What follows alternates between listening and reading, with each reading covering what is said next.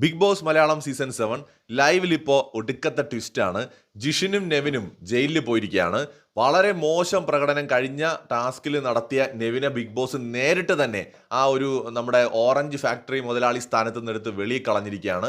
വീട്ടുകാരുടെ എല്ലാവരോടും ചേർന്നിട്ട് ഓറഞ്ച് ഫാക്ടറിക്ക് ഒരു പുതിയ മുതലാളിയെ തിരഞ്ഞെടുക്കാനും ഒപ്പം പുതിയതായി തുടങ്ങുന്ന മാംഗോ ഫാക്ടറിക്ക് ഒരു മുതലാളിയെ തിരഞ്ഞെടുക്കാനുമായിട്ട് പറയുന്നു. അങ്ങനെ എല്ലാവരും ചേർന്ന് ഓറഞ്ച് ഫാക്ടറിയുടെ മുതലാളിയായിട്ട് ഷാനവാസിനെയും മാംഗോ ഫാക്ടറിയുടെ മുതലാളിയായിട്ട് ആര്യനെയും തെരഞ്ഞെടുക്കുന്നു.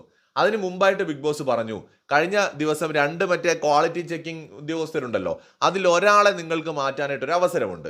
അപ്പോൾ അതിന് വേണ്ടിയിട്ട് നിങ്ങൾ എല്ലാവരും എന്ത് ചെയ്യണമെന്ന് വെച്ചാൽ ഒരു പേനയും പേപ്പറും തരും. അതിൽ നിങ്ങൾക്ക് ആരെയാണോ മാറ്റേണ്ടത് അവരുടെ പേരെഴുതി ആ ഒരു ബൗളിൽ ഇടാനായിട്ട് പറയുന്നു. അങ്ങനെ എല്ലാവരും പേരെഴുതി ബൗളിലിടുന്നു. ലാസ്റ്റ് എണ്ണി നോക്കിയപ്പോൾ ഒരെണ്ണം കൂടുതൽ ഉള്ളത് നമ്മുടെ ജിഷിനാണ്. അങ്ങനെ ജിഷിനെ എന്ത് ചെയ്തു, ക്വാളിറ്റി ഇൻസ്പെക്ടർ പൊസിഷനിൽ നിന്നും മാറ്റി. എന്നിട്ട് ബിഗ് ബോസ് പറഞ്ഞു ഒരാളെ തെരഞ്ഞെടുക്കാൻ പുതിയതായിട്ട്. എല്ലാവരും കൂടെ ഒണീലിന്റെ പേര് പറഞ്ഞു, അഭിലാഷിന്റെ പേര് പറഞ്ഞു, സാബുമാന്റെ പേര് പറഞ്ഞു. ഏറ്റവും കൂടുതൽ വോട്ടുകൾ കിട്ടിയ സാബുമാനെ എല്ലാവരും ചേർന്ന് തെരഞ്ഞെടുത്തു. അങ്ങനെ സാബുമാൻ പുതിയ ക്വാളിറ്റി ഇൻസ്പെക്ടറായിട്ട് മാറിയിരിക്കുകയാണ്.